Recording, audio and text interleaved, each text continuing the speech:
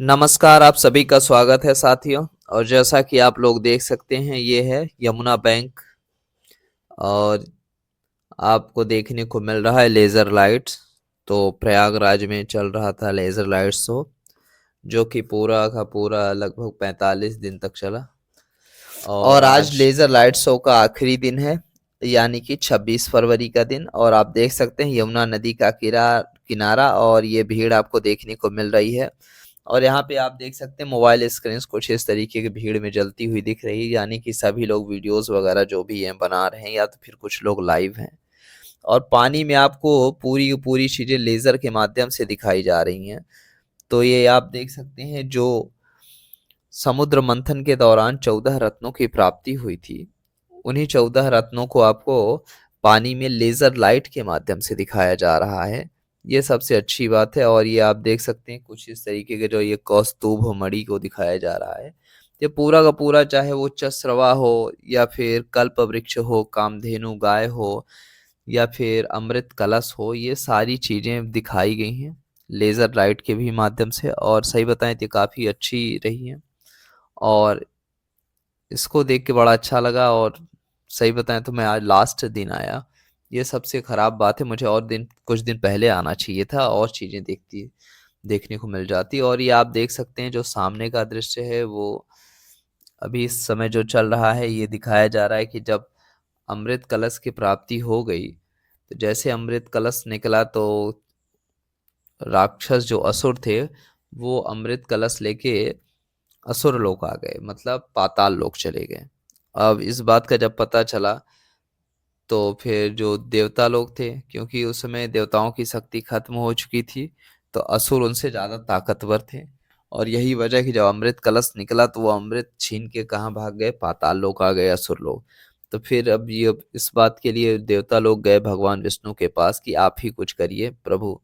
क्योंकि आप लोग ज्यादातर जब आप मैथोलॉजी पढ़ते हैं, देखते हैं, तो उसमें आपको यही देखने को मिलता है कि जब भी कोई विपत्ति आती है, तो सारे के सारे देवता तीन ही भगवान के पास जाते हैं, ब्रह्मा विष्णु महेश के पास। स्पेशली देखिए, शंकर जी और विष्णु जी के पास ज़्यादा जाते थे देवता लोग। और सबसे ज़्यादा अगर वो गए हैं, तो भगवान विष्णु के पास गए हैं। यही वजह कि आप देखते हैं तो भगवान विष्णु को बहुत सारे अवतार लेने पड़ते हैं लगभग, है ना।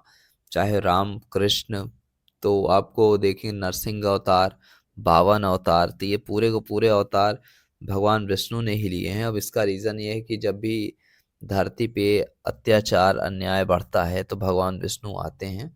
ऐसा हिंदू धर्म ग्रंथों में आपको देखने को मिलता है। यही बात आपको एक नैतिक शिक्षाओं के भी माध्यम से बताई जाती है कि जब जब अधर्म बढ़ता है, तो धर्म स्थापना के लिए भगवान को आना पड़ता है। अभी एक अवतार बाकी है, कल्कि अवतार। और इसमें आप जानते ही हैं आईआईटी बाबा भी अपने आप को कल्कि ही बता रहे हैं। अब वो बस हो गया, कहाँ है कैसी है, वो तो आप ही बताएंगे। कमेंट करके बताइए आखिर कितनी सच्चाई है आईआईटी बाबा के कहने पे, कथन का। और बाकी आप देखेंगे तो कुछ इस तरीके का दिखाया जा रहा है। तो पानी में यही चीज आपको दिखाई जा रही है कि जब अमृत कलश निकला, तो अमृत कलश लेके राक्षस पाताल लोक चले गए। फिर जो देवता लोग थे, वो भगवान विष्णु के पास गए कि आप कुछ करिए प्रभु।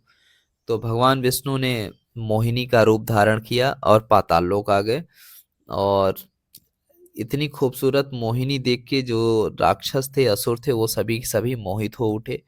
उन्हें लगा कि इतनी खूबसूरत स्त्री, और जानते ही हैं, तो फिर स्त्री इतनी खूबसूरत हो तो अट्रैक्ट हो गए ये सब। और जो ये मोहिनी थी, इन्होंने कहा कि अमृत कलश के बारे में बोलने लगी कि अमृत कलश का जो सबसे मूल्यवान कीमती चीज है, वो तो अमृत कलश के नीचे तल पे है। ऊपर का जो तल है वो तो ऐसे ही है। तो एक काम करिए, आप अमृत को बांट लीजिए देवताओं के साथ।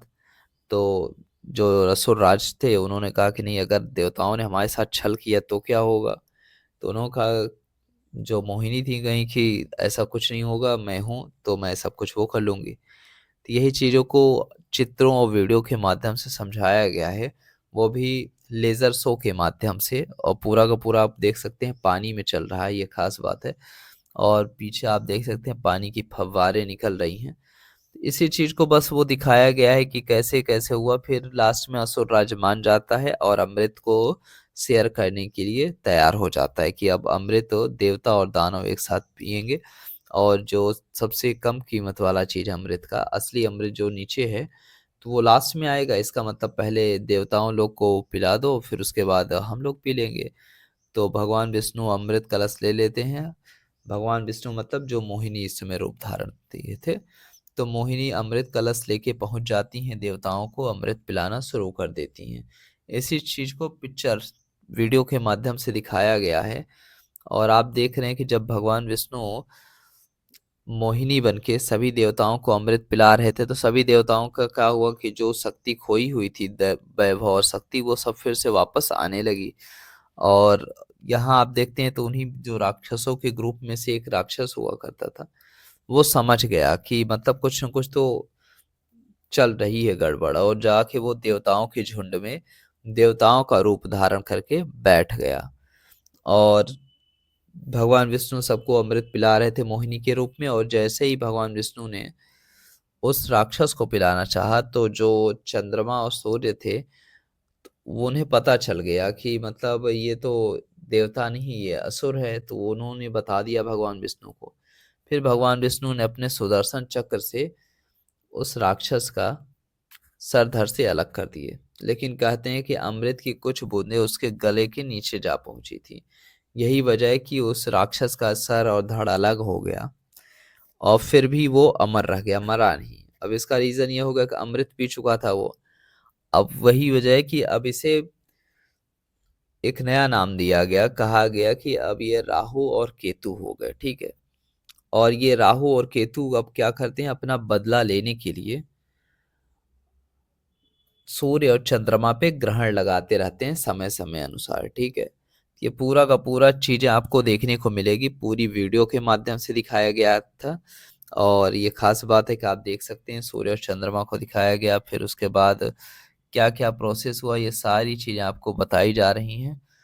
और यही चीज आप देखेंगे तो जब ये सब घटना हुई, तो पक्षीराज जो थे भगवान विष्णु के सवारी, वो क्या किए कि वो अमृत कलश लेके उड़ पड़े अचानक से, है ना। और वो उड़ते उड़ते जिन जिन रास्तों से गुजरे, तो उन्हें गुजरने में जो टाइम लगा, कहते हैं कि लगभग 12 दिन लगा था। और वो उस समय के 12 दिन आज के 12 साल के बराबर हैं। और ये खास बात बताइए कि जिस नक्षत्र और टाइम पीरियड में ये लेके अमृत उड़े थे, तो जहां जहां पे ये अमृत की बूंदें गिरी थी, अमृत कलश था, तो कुछ बूंदें छलकी थी।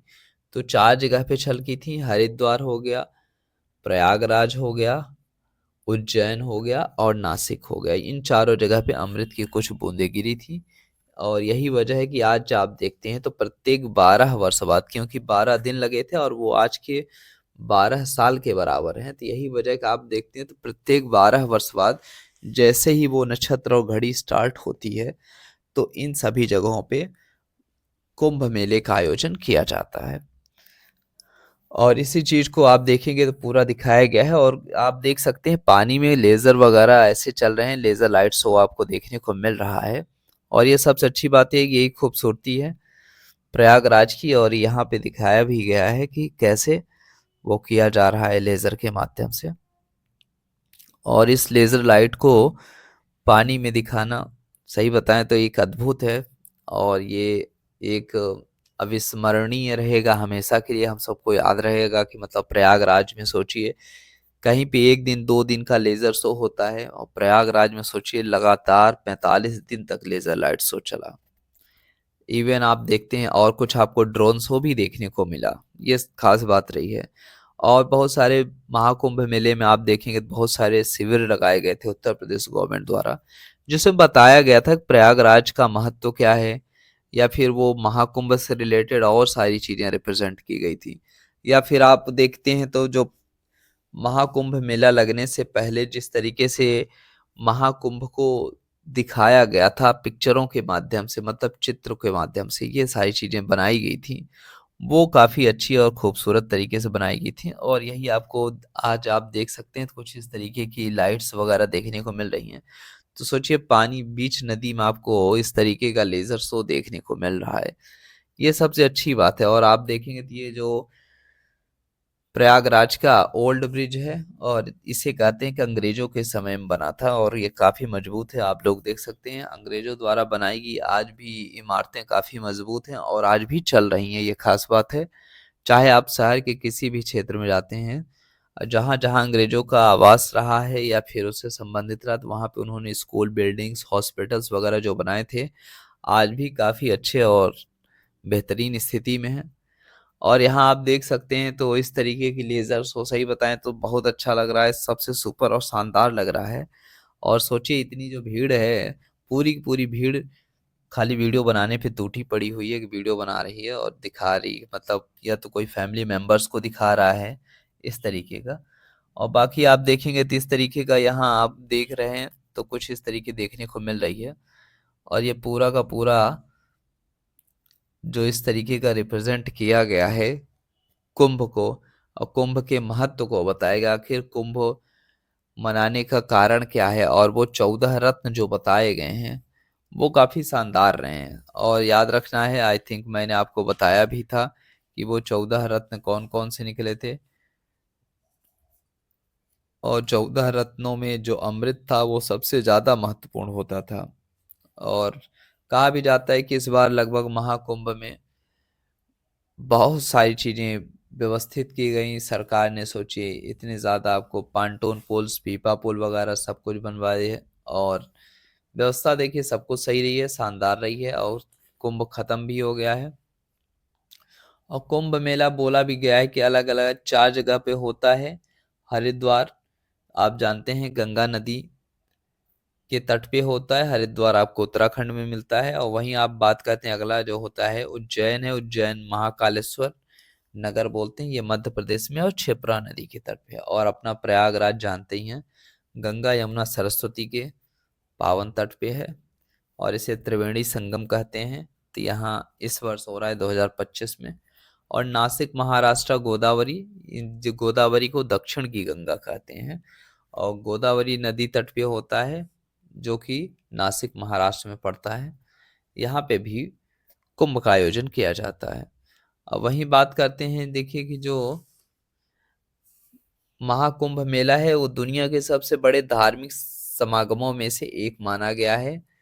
ये हमें हिंदुओं की धार्मिक आस्था तथा सनातन संस्कृति को दृढ़ता से दिखाता हुआ है। और महाकुंभ हिंदुओं के लिए प्रमुख आयोजन है। यह आध्यात्मिक शुद्धि और अनुष्ठानों के लिए करोड़ों श्रद्धालुओं को आकर्षित भी करता है, क्योंकि आप लोगों ने देखा होगा टीवी चैनल्स वगैरह के माध्यम से कि सरकार ने पहले ही कहा था कि लगभग 40 करोड़ से ज्यादा आबादी आने वाली है इन 45 दिनों में। और जब ये कुंभ समाप्त हुआ तो आपको देखने को क्या मिला कि लगभग 60 करोड़ से ज्यादा आबादी इस महाकुंभ में आई, डुबकी लगाई। और ये सबसे अच्छी बात रही है कि मतलब सोच सकते हैं कि आप 45 दिन में लगभग 60 करोड़ से ज़्यादा अगर आबादी किसी एक क्षेत्र में आ रही हो, आप सोच सकते हैं। और ये चीज़ अगर आप किसी प्रयागराज वासी से पूछें जो लोकल रह रहा हो तो वो बताएगा कि आखिर आने की खुशी क्या है। आज के टाइम में अगर देखिए तो इस समय प्रयागराज बहुत सुनसान एकदम सन्न पड़ गया है, शांत हो गया है, क्योंकि पूरी की पूरी रोड खाली देखने को मिलती हैं। और वहीं आप सोच सकते हैं जब लग रहा था 13 जनवरी से स्टार्ट हुआ है तो कोई सही बताएं तो सही से हम लोग घूम तक भी नहीं पाए थे, मेला इतनी ज्यादा भीड़ थी कि आप कहीं भी जाइए तो इतना ज्यादा वो था। और सही बताएं चलते चलते लोग थक जा रहे थे जो आ रहे थे बाहरी। और लोकल्स को सही बताएं तो इतना ज्यादा चलना, फिर लगभग वही होता 20 से 25 किलोमीटर आपको पूरा का पूरा चलना पड़ रहा था। और अगर आप मान लीजिए महाकुंभ क्षेत्र घूमना चाहते हैं तो फिर वो तो बहुत ज़्यादा हो जाता है, लगभग 50 किलोमीटर आपको चलना पड़ जाता है और ये बहुत ज़्यादा हो जाता है। और यही वजह है कि हम लोग ज़्यादा घूम नहीं पाए। लेकिन हाँ जितना है अब आप देख सकते हैं कुछ इस तरीके अभी भी ऐसा है कि अभी लगी हुई हैं कुछ प्रदर्शनियां, अभी हटी नहीं हैं। और आई थिंक हमें लगता है 10 से 12 दिन में ये सब कहानी खत्म होगी। तो 10-12 दिन अभी और रहेगी। लेकिन हाँ ये लेजर शो वगैरह सब बंद हो चुका है। और आप देख सकते हैं संगम का मतलब जो प्रयागराज का सबसे खूबसूरत चीज है वो है प्रयागराज का न्यू ब्रिज। और न्यू ब्रिज में लाइटिंग्स वगैरह जो लगाएगी वो काफी शानदार लगाएगी, लोगों के लिए बहुत अट्रैक्टिव रही है लाइटिंग। काफी देर से लगाएगी लेकिन अच्छी तरीके से इसे लगाएगा, विधिवत मज़ा आ गया। और यहाँ आप देखेंगे तो पूरा का पूरा जो इस तरीके का महाकुंभ से रिलेटेड ही वो जो फैक्ट्स दिखाया गया, समुद्र मंथन जब देवासुर संग्राम हुआ और जब समुद्र मंथन हुआ, तो ये सारी चीज़ें आपको देखने को मिली और वो सारी चीज़ें दिखाई गई। ये खास बात है। और यहाँ आप देख सकते हैं तो ये पूरा यही सेम चीज़ दिखाया गया है। और नेक्स्ट अगर हम बात करते हैं तो ये जो 45 दिन का चला, ये सबसे अच्छी बात रही कि यहाँ पे भीड़ को जिस तरीके से मैनेज किया गया। और सोचिए जहाँ करोड़ों आबादी आ रही हो, लाख 10 लाख को मैनेज करना आसान है, लेकिन करोड़ों को मैनेज करना सही बताएं तो ये बहुत बड़ी उपलब्धि है। तो उत्तर प्रदेश गवर्नमेंट ने भी अच्छा काम किया, बेहतरीन किया। और श्रद्धालुओं की आस्था वाकई बहुत गहरी है, इस बात को साबित करने में सही बताएं सनातनियों ने कोई चूक नहीं छोड़ी। उन्होंने साबित किया कि नहीं, वो सच्चे सनातनी हैं। उन्होंने सोचिए इतनी भीड़, इतनी ज़्यादा रश रही, तब भी लोग आए और नहाए, आस्था की डुबकी लगाई। साथ ही साथ आप देखते हैं सब लोग अपने साथ गंगा जल ले गए, कोई 2 लीटर, कोई 4 लीटर, कोई 5 लीटर, मतलब सब ले जा रहे हैं। और सोचिए इतना चलना पड़ रहा है और वो उस क्षेत्र से सोचिए बहुत ज़्यादा। तो सबको नमन है सभी सनातनियों को कि सबने बेहतरीन किया, शानदार। और माँ गंगा आप सभी का कल्याण करें। और तो मिलते हैं अपने नेक्स्ट वीडियो में। उम्मीद करते हैं ये वीडियो अच्छी लगी होगी और आप देख सकते हैं कुछ इस तरीके का। हाँ, एक चीज़ का मुझे दुख रहेगा कि मैं आप लोग को साथ में म्यूज़िक नहीं दिखा पाया। म्यूज़िक को मुझे म्यूट करना पड़ा और पूरी की पूरी मुझे वॉइस ओवर करनी पड़ी ताकि कॉपीराइट्स वगैरह ना आए और वीडियो डिलीट ना हो। नहीं तो देखिए जब कॉपीराइट आता है तो वीडियो ऑटोमेटिक रिमूव कर देता है यूट्यूब। और यही एक रीज़न है कि मैं इसे विदाउट म्यूजिक सिर्फ अपनी वॉइस दे रहा हूँ। और यहाँ आप देख सकते हैं कुछ इस तरीके की भीड़ आई हुई थी और ये पूरी की पूरी भीड़ मैं दिखा रहा हूँ। और लेज़र शो खत्म हो चुका है, आज का लास्ट डे था और पूरा खत्म हो गया। तो मिलते हैं अपने नेक्स्ट वीडियो में, तब तक के लिए नमस्कार।